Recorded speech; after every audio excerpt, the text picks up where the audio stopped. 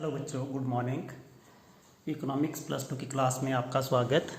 आज बिल्कुल इजी आपका ये टॉपिक है, बहुत ही इजी टॉपिक है। आपने देखा था कि जो हमारी एग्रीगेट डिमांड होती थी, ठीक है, एग्रीगेट डिमांड्स जब भी आपने लिखी, ये मैं थोड़ा सा बता रहा हूँ, आपने ये करना नहीं है। एग्रीगेट डिमांड किसके बराबर लिखी थी आपने? C+I। ये दो कंपोनेंट्स थे किस किस के? एग्रीगेट डिमांड के।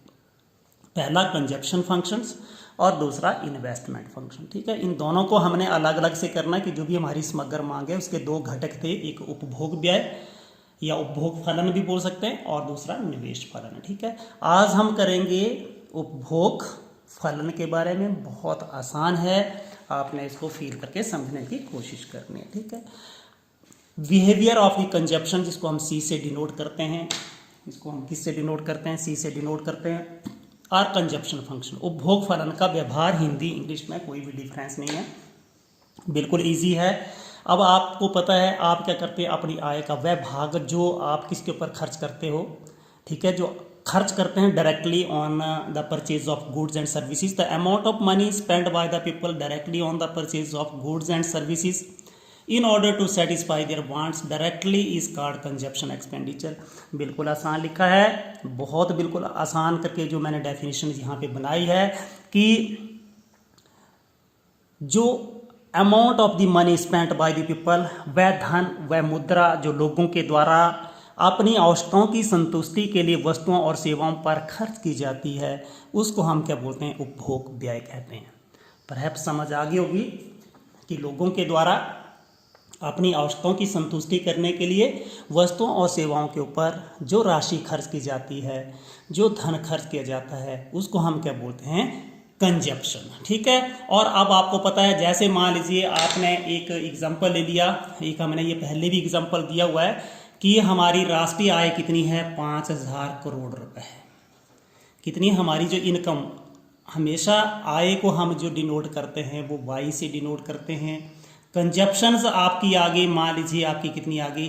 4,000 करोड़ रुपए, ठीक है। तो इसको हम क्या बोलेंगे? Consumption expenditure. कि 5,000 करोड़ में से आपने 4,000 करोड़ रुपए देशवासियों ने किसके ऊपर खर्च कर लिया? उपभोग के ऊपर खर्च कर लिया, कंजप्शंस के ऊपर, consumptions on the goods and services के ऊपर खर्च कर दिया, तो इसको हम बोलेंगे कंजप्शन एक्सपेंडिचर। और कंजप्शन क्या होता है? That is the function of Y. आपने यहाँ पे थोड़ा सा लिखने की कोशिश करनी है, लिखना है आपने। मैंने पहले भी बताया आपको प्रीवियस लेक्चर्स के अंदर कि जो हमारा उपभोग होता है, जैसे एक घर है जहाँ पे अमीरों का घर है, जहाँ पे लोगों की आय बहुत अधिक है, वहाँ पे कंजप्शन बहुत ज़्यादा रहती है, उपभोग वस्तुओं के ऊपर या वस्तुओं सेवाओं के ऊपर ज़्यादा रहता है, यानी कि वो अधिक से अधिक वस्तुओं और सेवाएं खरीदते हैं। गरीब लोगों का कंजप्शन कम रहता है।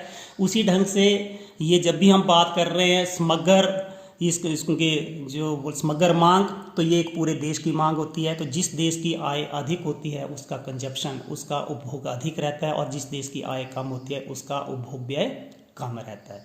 तो ये किसके ऊपर डिपेंड करता है? फंक्शन होता है वाई का। ये आय बढ़ने पर कंजप्शन बढ़ता है और आय घटने पर कंजप्शन घटता है, यानी कि आय बढ़ने से उपभोग बढ़ता है और आय के घटने से उपभोग घटता है। ये इसका फंक्शन होता है, ठीक है। अब इसके लिए हम एक चित्र बनाएंगे, चित्र को आपने समझना है। चित्र बहुत आसान है आपका जो है ये, ठीक है। अब आपने जो चित्र बनाना है किस किस के बीच में? आय और उपभोग के बीच में आपने एक डायग्राम बनानी है, ठीक है। बहुत ही आसान है। अब आपने देखा था कि आय का जो वक्र है वो कैसे बनता है? वो 45 डिग्री का कोण बनाते हुए बनता है। ऐसे कितने डिग्री का? 45। इसको ज़्यादा भी इसमें एक्सप्लेन नहीं करेंगे। और ये होता है आपका कंजप्शन एक्सपेंडिचर्स। ये कंजप्शन एक्सपेंडिचर CC जो कर्व होता है यहाँ पे ऐसे होता है। अब इसके बारे में हम थोड़ा सा पढ़ेंगे कि OC क्या होता है? एक मिनिमम लेवल ऑफ कंजप्शन। ये आय, ये इसको बोल सकते हैं उपभोग का न्यूनतम स्तर होता है। इट मस्ट बी इनकर्ड, ये उपभोग करना ही पड़ता है। क्यों? सर्वाइवल नीड्स कंजप्शन, क्योंकि जीवित रहने के लिए उपभोग की आवश्यकता जरूर होती है। क्योंकि जब तक आप वस्तुओं और सेवाओं का उपभोग नहीं करते हैं, हमारी कुछ ऐसी न्यूनतम आवश्यकताएं होती है जिनको हमें पूरा करना ही पड़ता है। उसके बगैर हम जीवित नहीं रह सकते हैं, चाहे वो कोई राष्ट्र है, चाहे वो कोई व्यक्ति है। इसलिए OC क्या है? एक ऐसा न्यूनतम उपभोग है, this is the minimum consumption, बीच में इसके बीच मस्ट बी इनकर्ड इवन धन इनकम इज जीरो। यहाँ पे देख रहे हो आप, इसके सीध में जाएंगे, यहाँ पे इनकम जीरो है, बट किसी भी राष्ट्र का उपभोग कितना है, उसी के बराबर है। ठीक है, ये मिनिमम कंजप्शन लेवल है, मिनिमम या न्यूनतम उपभोग का स्तर है जो लोगों को जीवित रहने के लिए करना ही पड़ता है। उसके बाद देखिए आप सीसी क्या है आपकी, यहाँ पे ये देखिए CC lines constantly moves up showing rise in consumption as income increases. जैसे जैसे बच्चे आपको पता है हमने क्या किया, एक्स एक्सिस के लॉन्ग आय और बाई एक्सिस के अलॉन्ग हमने क्या ले लिया, कंजप्शन को, उपभोग को लिया है। जैसे जैसे हमारी आय बढ़ रही है आपका कंजप्शन भी बढ़ रहा है। जैसे घर में भी होता है कि जैसे जैसे आपकी आय का स्तर बढ़ता है हमारा उपभोग व्यय बढ़ता है, लेकिन एक ऐसी अवस्था आ जाती है जहां पर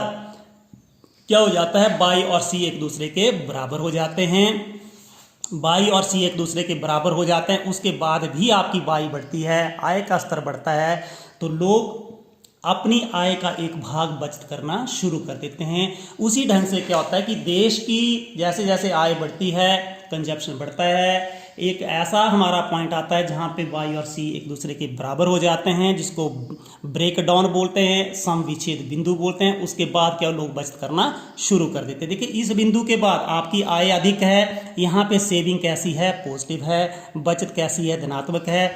इसके पीछे देखिए आपका उपभोग अधिक है लेकिन आपकी आय कम है, यहाँ पे आपकी सेविंग कैसी है, नेगेटिव है, क्योंकि आप अपने उपभोग को या वस्तुओं और सेवाओं को खरीदने के लिए आप क्या कर रहे हैं, या आप धन उधार ले रहे हैं या अपनी पिछली बचत को आप खर्च कर रहे हैं। ठीक है, सीसी एक आपकी ऐसे आपने लिख लेना है, ये उपभोग रेखा है जो आय के जैसे जैसे आय बढ़ रही है आपका सीसी जो कर्व है या सीसी वक्र ऊपर की ओर बढ़ रहा है। इसका मतलब ये हो गया कि आय के बढ़ने के साथ साथ उपभोग का स्तर भी बढ़ता है। अगला देखिए मैंने आपको वो बताया कि यहाँ पे एक पॉइंट क्यू है, क्यू पॉइंट के ऊपर क्या है, ये दोनों एक दूसरे के बराबर हो जाते हैं। जब भी कोई पॉइंट, जब भी दो कोई लाइनें, जैसे एक्स वाई आपने ग्राफ मैट्रिक क्लास के अंदर किया था, जहां पे दो लाइनें एक दूसरे को काटती हैं वहां पे एक्स और वाई एक दूसरे के बराबर होते हैं। ठीक है, वो आपका सॉल्यूशन होता है, बराबर नहीं होते, वो आपका सॉल्यूशन होता है। यहाँ पे इस पॉइंट के ऊपर एक्स और वाई के आगे एक दूसरे के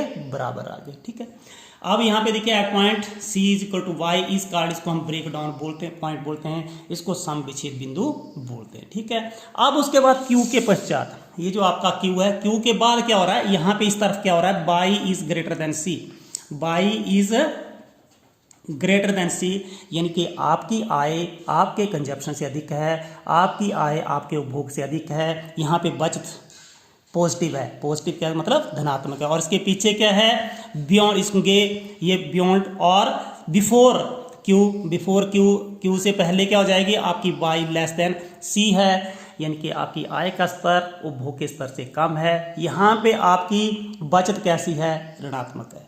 परहैप्स आपको समझ आ गई होगी, तो आपने वीडियो को लाइक शेयर और सब्सक्राइब जरूर करना है, बेल का आइकन जरूर दबाना है, उससे जो भी मैं नया वीडियो डालूंगा आपको उसकी नोटिफिकेशन मिल जाएगी। Thank you.